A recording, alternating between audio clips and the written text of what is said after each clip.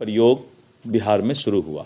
पूरा देश में स्मार्ट मीटर धीरे धीरे सभी स्टेट में लग रहा है और बिहार सरकार ने स्मार्ट मीटर में जितना सुधार होना चाहिए उसको सुधार करने का भी काम किया है।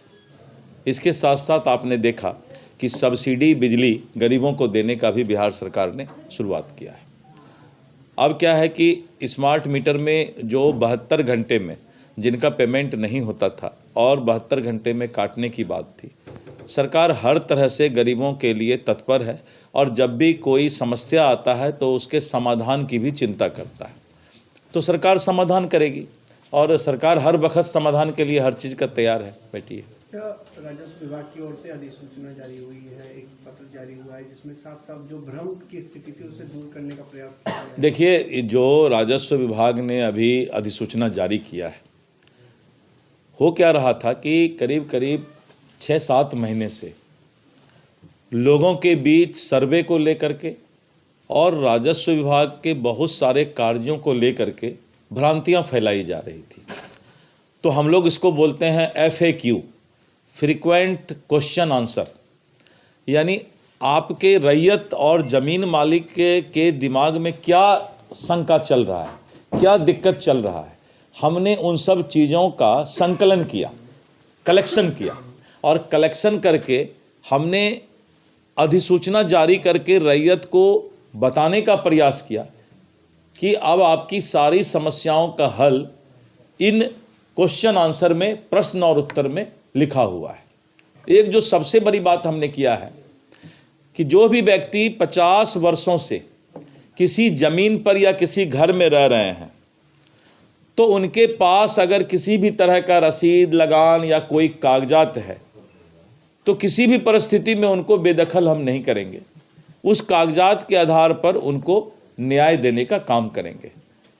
अगर किसी ने वंशावली अपने से बना लिया या आपस में बंटवारा करके वो रह रहे थे, उनको भी लग रहा था कि हमारा तो बंटवारा आज से 20 साल पहले हम लोगों ने घर में बैठकर कर लिया, तो जब बंटवारा कर लिया तो अब सरकार कागज़ खोजेगी। अब हम कोई कागज़ नहीं खोजेंगे। अब हमने नया जो अधिसूचना में जारी किया है कि अगर आपके परिवार में विगत लंबे समय से कोई अगर विवाद कोर्ट में या राजस्व न्यायालय में नहीं आया है तो हम आपकी बात मानेंगे, बशर्ते कि आपका कब्जा और उस ज़मीन पर आप जोत कर रहे हों और कोई विवाद विगत 50 वर्षों के अंदर नहीं हुआ हो। देखिए, मैंने कल कहा कि एक तो लगता है लालू प्रसाद यादव जी पर उम्र का तकाजा है, दूसरा शुरू से उनको फुहर बात, इस तरह मजाक की बात करने की आदत है, कुछ से कुछ बोल देना, तो वो उनका स्वभाव है। लेकिन स्वभाव का मतलब ये नहीं होता है कि आप समाज के आधी आबादी जो महिला हैं, माँ बहनें हैं, उस पर इस तरह का आप जो है कमेंट करने का काम कीजिए, इस तरह का टिप्पणी करने का काम कीजिए। और जिस तरह का उन्होंने शब्द का उपयोग किया वो शर्मसार करता है, किसी अच्छे इंसान को वो अच्छा नहीं लगता है। इसीलिए राजद ने सफाई भी दिया और उस बात को उन्होंने सफाई देकर कहा कि उनका वो मंशा नहीं था। लेकिन मंशा क्या था, आप जब बोलते हैं तो आपका मंशा पता लग जाता है। सर, ममता बनर्जी के द्वारा कांग्रेस ने सवाल खड़ा किया, अब कांग्रेस कह रही है कि उनकी पार्टी बंगाल में सीमित है, तो क्या लग रहा है कि निकट? देखिए, मैं बताता हूँ, ये करीब 1.5-2 महीने पहले से ये खिचड़ी पक रहा है और जिस तरह से कांग्रेस ने क्षेत्रीय दल को अपमानित करने का काम किया और कहीं ना कहीं एक अहंकार कांग्रेस को हुआ कि कांग्रेस के बगैर और कोई पार्टी उनका इंडी गठबंधन का उनके सामने खड़ा नहीं हो सकता है। तो इस बात को लेकर के कहीं ना कहीं रोष है इंडी गठबंधन के बीच क्षेत्रीय दलों के साथ कांग्रेस का। तो इसीलिए ये एक नया ग्रुप जो बनने जा रहा है और जिसकी सहमति लालू प्रसाद यादव जी, ममता बनर्जी और भी कुछ लोगों ने दिया है, तो कांग्रेस विचलित है। लेकिन कांग्रेस को क्या हक है कि उसके साथ रहने वाले क्षेत्रीय दल को वो समाप्त करके अपना लीडरशिप के लिए वो जो है उसको दबाव डाले? ऐसा तो हो नहीं सकता। लेकिन इंडी पक्ष गठबंधन में सब कुछ ठीक नहीं है। अरविंद केजरीवाल ने भी गठबंधन से इनकार कर दिया है कांग्रेस से, तो क्या लगता है कांग्रेस सब किनारा कर? नहीं, आने वाले समय में मैं बोल रहा हूँ ना कि ये बहुत दिनों से इंडी गठबंधन में इस तरह का माहौल बना हुआ है कि कांग्रेस जो है कहीं ना कहीं अपना सुपरमेसी दिखाने का प्रयास कर रहा है कि हम सबसे सुपर हैं, हम सबसे बड़े हैं।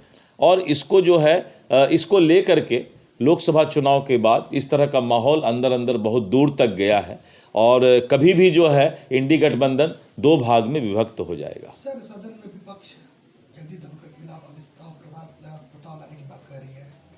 देखिए, सदन में किसी को भी अशोभनीय और जिसको हम लोग कहते हैं अनपार्लियामेंट्री स्वभाव दिखाने का हक नहीं है।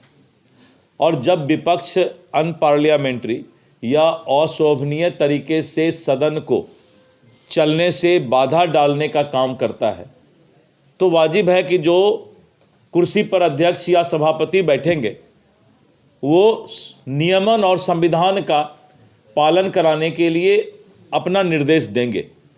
और यही इन्हीं सब कारणों के चलते जिस तरह का उदंडता शब्द मैं नहीं बोल सकता क्योंकि ये अनपार्लियामेंट्री है, लेकिन अशोभनीय उनका जो है स्वभाव सदन के अंदर है। और जगदीप धनखड़ जी राज्यसभा के सभापति और अध्यक्ष होने के नाते जो है वो अपना कर्तव्य निभाने का काम कर रहे हैं।